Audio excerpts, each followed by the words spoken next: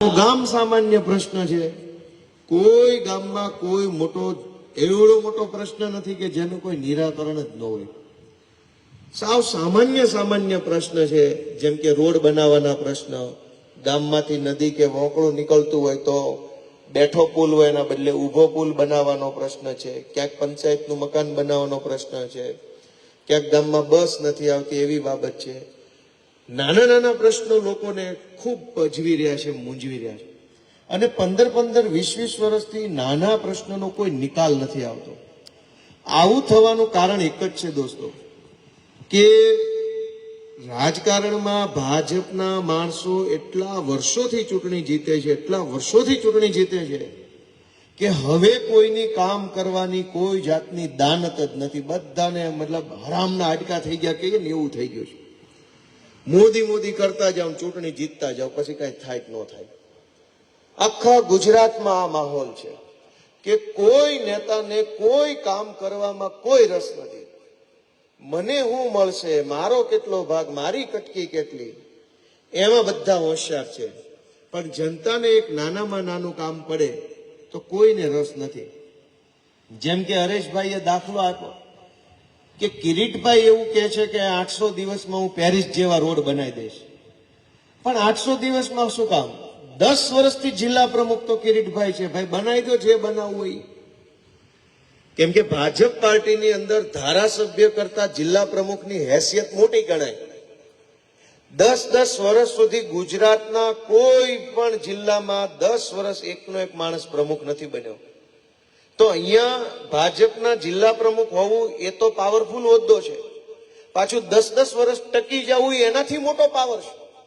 એમ છતાંય જો અહીંયા એક સારો રોડ ન બન્યો હોય તો હવે 800 દિવસમાં કાંઈ બને નહીં. 10 વર્ષમાં ન બન્યો, 800 દિવસમાં શું બને?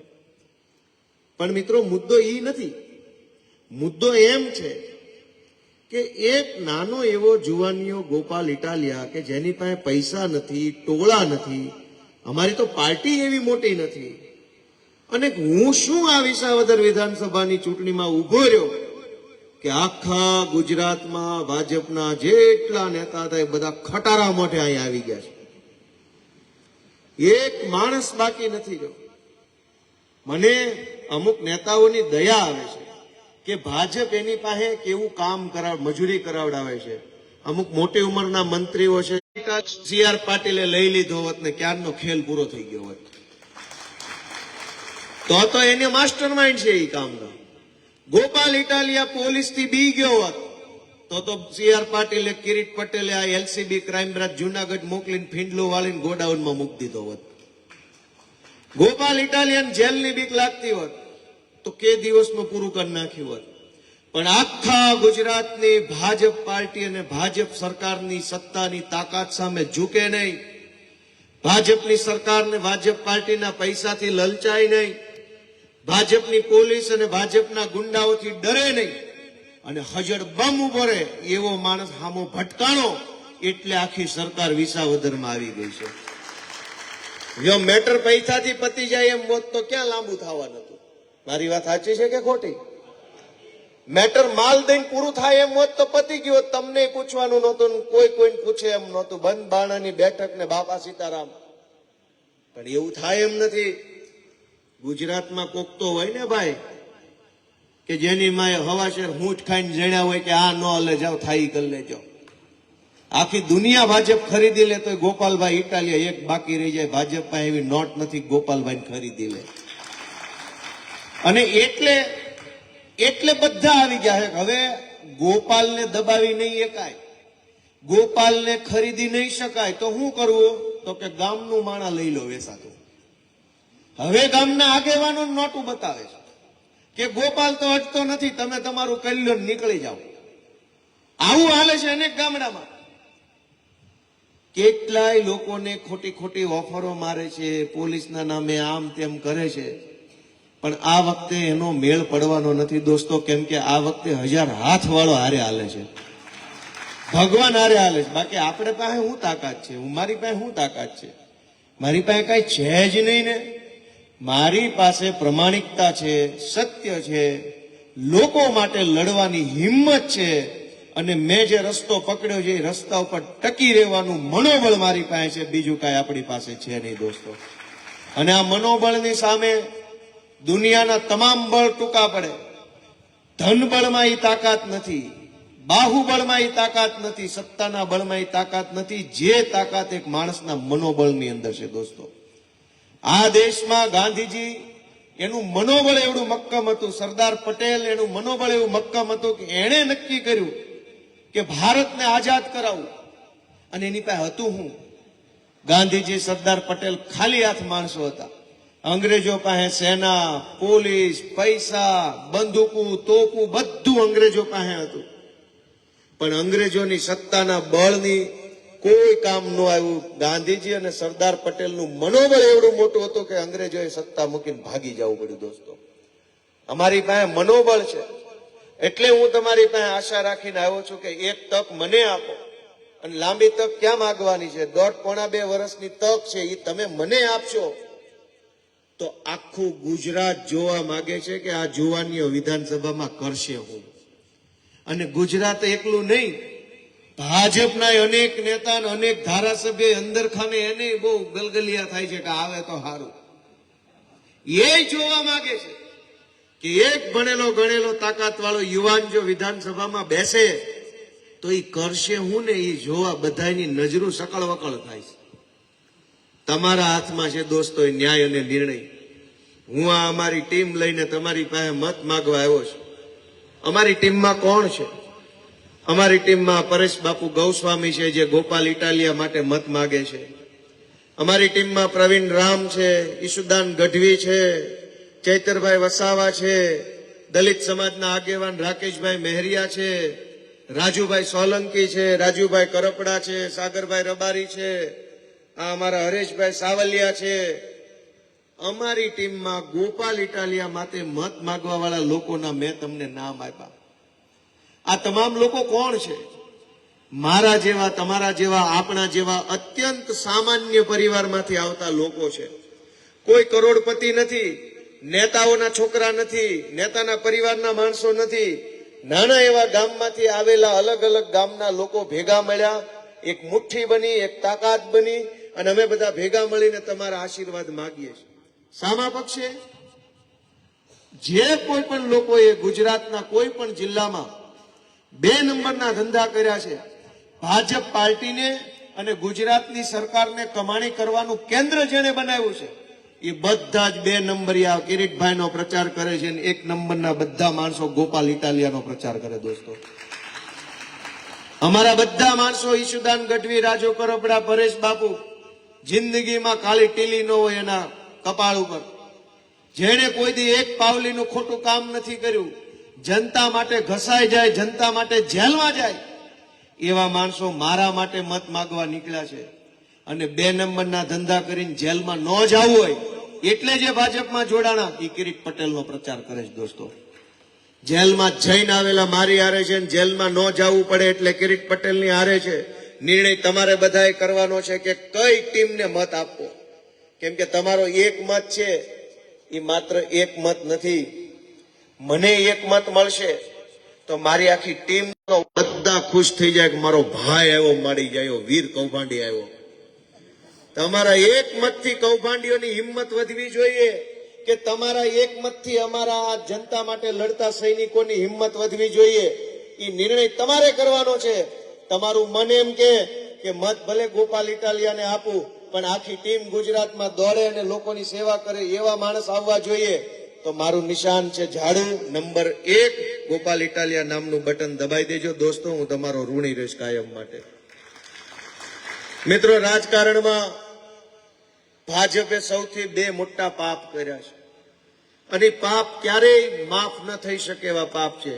સમજદાર માણસ હોય, સભ્ય સમાજની અંદર રહેવા વાળો માણસ હોય, એ ક્યારેય જીવે ત્યાં સુધી ભાજપના 2 પાપને માફ ન કરવો જોઈએ. એટલા હલકામાં હલકા 2 પાપ ભાજપે કર્યા છે. ભાઈએ કીધું કે અડધા લાજ કાઢે છે. ભલે લાજ કાઢે પણ લાજ કાઢી નહીં, કાનમાં તો હાડલા હોહરું સંભળાય, એમાં કાંઈ એમાં અવાજ અટકી ન જાય. પણ એને કે ભાજપે 2 મોટા પાપ કર્યા છે. એમાં પહેલું પાપ કે આખા ગુજરાતમાં જેટલા પણ જાહેર જીવનમાં સારા માણસો હતા, સજ્જન માણસો હતા, આબરૂદાર માણસો હતા, ઈમાનદાર માણસો હતા, સમાજનું કામ કરવાની જેની ભાવના હોય એવા સરળ માણસો હતા, તમામ લોકોનો આખા ગુજરાતમાંથી એકડો કાઢી નાખ્યો, હડસેલે કાઢી નાખ્યા, સાઇડલાઈન કરી દીધા, ઘરે બેહાડી દીધા, રાજકારણ કરે એવા નો રહેવા દીધા. આ વાત મેં સાચી કીધી ખોટી? 4-5 જણાએ સાચી કીધી. નહીં, જેણે જેણે કીધી એનો આભાર, બાકીને ક્યાં કીધી છે? સાચી કીધી ખોટી? ભારે માણસો હતા, સમાજ ઉપર અને ગામ ઉપર ધાક જમાવાની માનસિકતા વાળા આઈટમો જેટલી હતી એને પકડી પકડીને ભાજપના મોટા મોટા હોદ્દાઓ આપ્યા, ટિકિટો આપીને બિનહરીફ જીતાડવાનું કામ ભાજપ પાર્ટીએ કર્યું. હારા માણસોને ઘરે બેહાડ્યા, નબળા માણસોને માથે બેહાડ્યા. તમે વિચારો કે કામ કેવી રીતે થશે? સારો માણસ તો છે નહીં, નબળો માણસ કરવાનો નથી. સાબરકાંઠાના પ્રાંતિજનો ધારાસભ્ય ગજેન્દ્રસિંહ, એની ઉપર બળાત્કારની એફઆઈઆર થઈ છે. પોલીસે આજ દિવસ સુધી ધરપકડ નથી કરી અને ગૃહમંત્રીની બાજુની સીટ ઉપર વિધાનસભામાં આજની તારીખમાં બેસે છે જે બળાત્કારી છે. ગુજરાત કઈ દિશામાં જાય છે? દોસ્તો, આપણે એની ચિંતા કરવી જોઈએ. અને એટલે હું વિનંતી કરવા આવ્યો છું કે 1.5 વર્ષનો સમય છે, તમે અમને તક આપો. આ વિસ્તારના પ્રશ્નો માટે તો કામ કરીશું જ કરીશું, પણ આખા ગુજરાતની અંદર જેટલા સારા માણસો છે જેને રાજનીતિમાં કંઈક કરવું છે એને જગ્યા આપવાનું કામ પણ આમ આદમી પાર્ટી કરશે. મિત્રો, તમારા એક મતથી લાંબા ગાળાનું કામ થવાનું છે. માત્ર એક મતથી આપણે મોલમાં પેલું ખરીદી કરવા જઈએ એટલે એક હોય સાબુ કે ભાઈ આ સાબુ 10 રૂપિયાનો, બીજો હોય સાબુ એની હારે કોલગેટ ફ્રી, 10 રૂપિયાનો સાબુ ટૂથપેસ્ટ ફ્રી આવે, ત્રીજો સાબુ હોય એની હારે ટૂથપેસ્ટ ફ્રી આવે ને ઉળિયું ફ્રી આવે. ત્રણેય સાબુની કિંમત 10 રૂપિયા હોય તો તમે કઈ વસ્તુ લ્યો? કયો છે કઈ વસ્તુ લ્યો? એક સાબુ 10 રૂપિયાનો, એક સાબુ હારે ટૂથપેસ્ટ ફ્રી, બીજા હારે ટૂથપેસ્ટ ને ઉળિયું ફ્રી. નહીં પણ ટૂથપેસ્ટ ને ઉળિયું બે આવે એ લેવાનું ને. દોસ્તો, આખું ગામ ઈ જ લેતું હોય છે કે જેમાં ટૂથપેસ્ટ આવે ને ઉળિયું હારે આવે. એક મત મને આપો, કિરીટ પટેલને આપો તો એક મત એક ધારાસભ્યના આખા ગામમાં ગુંડા છે. એક મત મને આપશો તો અમારી આખી ટીમ છે, આમાં ટૂથપેસ્ટ ઉળિયું બધું આખી ફૂલ ફેસિલિટી આખી ટીમ આપણને મળી રહે એમ છે. અને એટલે હું વિનંતી કરું છું કે તમે મને એક આશીર્વાદ આપો. આ પંથકના અનેક મુદ્દાઓ બાબતે મેં અભ્યાસ કર્યો છે. મિત્રો, વિધાનસભામાં આપણે જેને ધારાસભ્ય બનાવીએ, આ ભાજપના માણસો એવો પ્રચાર કરે છે ઈ કે ભાઈ સરકાર અમારી છે, આ ગોપાલ આવશે કામ નહીં થાય. ભાઈ, ગોપાલ ઇટાલિયાએ ચૂંટણીમાં ફોર્મ ભર્યું અને મુખ્યમંત્રી અહીંયા લઈ આવ્યા, પ્રદેશ પ્રમુખ હું અહીંયા લઈ આવ્યો, 10 મંત્રી હું અહીંયા લઈ આવ્યો, 50 ધારાસભ્ય હું અહીંયા લઈ આવ્યો. થોડો ગમતા 2-4 રોડ નહીં લઈ આવું? આટલા બધા હું અહીંયા લઈ આવ્યો તો 4 રોડ હું લઈ આવીશ. એને તમને ભરોસો છે કે નહીં? મંત્રીને કોણ આઈ લાવ્યું? તમે વિસાવદર વિધાનસભાની ચૂંટણીમાં મુખ્યમંત્રી પ્રદેશ પ્રમુખ બે એક હારે ક્યારે જોયા? કઈ સાલમાં? કયો જઈ? કઈ સાલમાં જોયા? ઇતિહાસમાં કોઈ દિવસ ભાજપનો પ્રદેશ પ્રમુખ, ભાજપના મુખ્યમંત્રી, ભાજપના ગૃહમંત્રી, ભાજપના કૃષિ મંત્રી, ભાજપના વન મંત્રી, ભાજપના પર્યાવરણ મંત્રી, ભાજપના વાહન વ્યવહાર મંત્રી, એક ખટારો મંત્રી વિસાવદરમાં ઠલવાઈ મેં કામ કર્યું દોસ્તો. અને એક ખટારો કેબિનેટ મંત્રી હું લાવી શકતો હોઉં તો 4 હારા રોડે લાવી શકું, બ્રિજે લાવી શકું, જે ક્યોય લાવી શકું. દોસ્તો, આ તાકાત છે કેમ કે અમે સત્યની હારે હાલવા વાળા માણસો. હું આખા ગામ પાસે હું આશા રાખું છું, ચોકી ગામ પાસે, કે મને એક વખત આશીર્વાદ આપો. આ તક જે મળી છે એ તકનો સદુપયોગ થાય.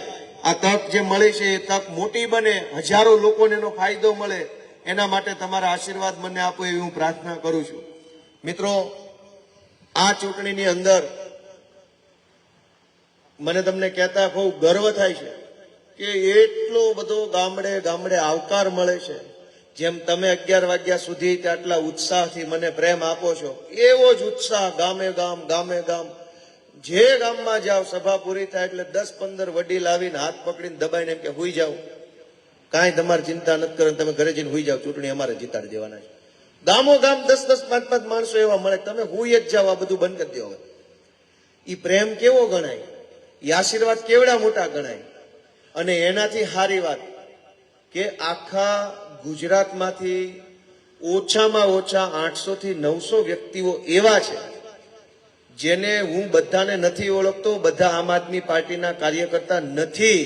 સોશિયલ મીડિયાથી જોઈને, ટીવીમાં જોઈને, છાપામાં જોઈને, ગમે ત્યાંથી સ્વયંભૂ ઘરના પૈસે, ઘરની ગાડી, ઘરનું પેટ્રોલ, ઘરનું ડીઝલ, ઘરનું રહેવાનું, ઘરનું જમવાનું અને પ્રચાર ગોપાલ ઇટાલિયાનો કરવાનો એવા 700 થી 800 માણસો આ વિધાનસભામાં સ્વખર્ચે આવ્યા છે. અને જે ગામમાં જાઉં મને મળે ત્યારે ખબર પડે કે લે અહીંયા આવ્યા છે. તમને તાજો દાખલો આપું, જો આ બંને મિત્રો મહારાષ્ટ્રથી આવ્યા છે, એ અહીંયા તમારા ગામના ગેટે જોઈએ ત્યારે ખબર પડી કે લે મહારાષ્ટ્રથી અહીંયા આવીને પ્રચાર કરે છે. આવવા જવાનું એનું, ખાવાનું એનું, રહેવાનું એનું. મેં તો અહીં મળ્યા ત્યારે ખબર પડી કે આ કોણ છે, આ બે મિત્રો. તમે વિચારો ક્યાંથી ક્યાંથી, દિલ્હીથી, અહીંથી ત્યાંથી, જેણે જોયું મેં એક પાવલી નહીં કોઈ લીધે તાક. ઈ મંડળીમાંથી જે બૂચ માર્યું છે ને, ખેડૂતોના લોહીના રૂપિયા જે ચૂસ્યા છે ને, ઈ પૈસા ચૂંટણી માલ કાઢ્યો છે. ખેડૂતોના નિહાકાના પૈસા કિરીટ પટેલ આખા વિધાનસભામાં વેચે છે. મેં 2-3 ગામમાં વિનંતી કરી કે ભાઈ લેતા નહીં હો પૈસા, ખડ ખાઈ લેજો, પણ આ ખેડૂતના નિહાકાના પૈસા કિરીટ પટેલ વેચે છે કે ખોટી નોટ હાથમાં આવી જાય ને તો નિકંદન નીકળી જાય. આ હારા પૈસા નથી. હું તમને કહું કે 2 દિવસ પહેલા મને આ મજેવડી ગામમાંથી એક ખેડૂતનો ફોન આવ્યો. ગોપાલભાઈ પોકિયા એનું નામ હતું. 33 લાખ રૂપિયાની નોટિસ હજુ એને 3 દી પહેલા આવી બેંકમાંથી. ઈ કે મેં મારી જિંદગીમાં 33 લાખની મંડળી નથી ઉપાડી. 33 લાખની નોટિસ એટલે કૌભાંડ હજુ બંધ નથી થઈ ગયા. કોઈને એમ હોય કે બંધ થઈ ગયા. કિરીટભાઈ છે, જયેશભાઈને હાથો બનાવીને એવી માર્કેટમાં વાતો કરાવડાવે છે કે આ જૂનું કૌભાંડ છે. પણ આ લોકો કૌભાંડ જ એટલા કરે છે કે સવારનું હોય ને એને સાંજે જૂનું લાગવા માંડે છે. અને એટલે એમ કે જૂનું છે, પણ જૂનું નથી. તમામ કૌભાંડ 2021, 22, 23 અને 24 ના છે. કોઈ પણ કૌભાંડ 2012, 13, 14, 15, 16, 17, 18 નું નથી, નથી ને નથી જ. તમામ કૌભાંડ 21, 22, 23 ના મારી પાસે બધા જ કાગળિયા છે. હું જીતીશ તો આ આખું કૌભાંડ છે એને બહાર લાવીશ અને જે કોઈ દોષિતો છે એની ઉપર કાર્યવાહી કરાવવાનું કામ કરીશ. અને ભૂલથી જો કૌભાંડી જીતી ગયા તો પૂરું. પછી હજુ જેના ખાતામાં મંડળી નથી ઉપડી એની ઉપાડ લે. કેમ કે આટલું કાંડ કર્યા પછી જો ભાજપને કોઈક મત આપે તો એ તો એમ જ સમજે ને અમને લૂંટી લેવાનું લાયસન્સ આપ્યું છે. દોસ્તો, તમારે સારો નિર્ણય લેવાનો છે. હું તમને છેલ્લી એક વાત કહેતો જાઉં કે હું વિસાવદરમાં રહું છું, ભેસાણમાં ઘર છે ત્યાંય રહું છું. ચૂંટણીનું પરિણામ જે આવે, અનેક મુદ્દા છે, પણ હું એ નથી એટલા માટે બોલ્યો કે એ સમસ્યા કહેવા બેહવીને તો પાર નથી આવે એમ. તમામ સમસ્યા, સબ દર્દો કી એક દવા, રામબાણ ઈલાજ જેને કહેવાય ને હાવણો છે. એટલે મોટો હાવણો મારો અને તમામ ગંદકી હોય ભ્રષ્ટાચારની, તાનાશાહીની, દાદાગીરીની, એને સાફ કરો. ગોપાલ ઇટાલિયાને, નાના માણસને એક તક આપો એવી વિનંતી સાથે સૌનો ખૂબ ખૂબ આભાર. આ વખતે ઉમેદવાર બહુ ઝાઝા છે એટલે ઈવીએમ 2 હશે, 2 મશીન હશે બધી જગ્યાએ. એમાંથી એક મશીન જે છે એમાં તમામ વાદળી બટન ભરેલા હશે. બીજા મશીનમાં એક જ વાદળી બટન હશે, બાકીનું આખું મશીન ખાલી હશે. જે આખું ભરેલું મશીન છે જેમાં બધા વાદળી બટન છે એમાં ઉપરથી પહેલું એકડા વાળું બટન છે, એમાં એકડો હશે, મારું નામ ઇટાલિયા ગોપાલ લખેલું હશે, મારો ફોટો હશે, હાવડાનું નિશાન હશે. એ ઝાડુનું બટન દબાવવાનું છે. બહેનોનું ખાસ ધ્યાન દોરજો, વડીલોનું ખાસ ધ્યાન દોરજો. જેને માહિતી બહુ ન હોય મતદાનની એને ખાસ ધ્યાન દોરીને મત આપવા મોકલજો એવી હું વિનંતી કરું છું. બોગસ મતદાન થાય નહીં એની ખાસ કાળજી રાખજો મિત્રો. કેમ કે ધારો કે ચોકી ગામમાંથી મને 1000 મત મળે સાચા, અને કોઈ બીજેપીના વ્યક્તિને કિરીટ પટેલ કહી દે કે ગામમાં બોગસ 100 મત નાખીશ તો 5 લાખ આપીશ, એટલે એ 200 મત બોગસ કરી નાખે દાખલા તરીકે. અને એ 200 મતના કારણે ચૂંટણીનું પરિણામ બદલાઈ જાય તો સાચા 1000 મતની કિંમત શું વધી ગયો છે? સાચા 1000 મતની કિંમત ખોટા 200 મતથી 0 થઈ જાય છે. તો આપણે જે સાચો મત આપ્યો છે એની કિંમત થાય એટલા માટે પણ કોઈ ગામમાંથી ખોટો મત ન નાખી જાય એની બધા તકેદારી રાખજો. સૌનો ખૂબ ખૂબ આભાર.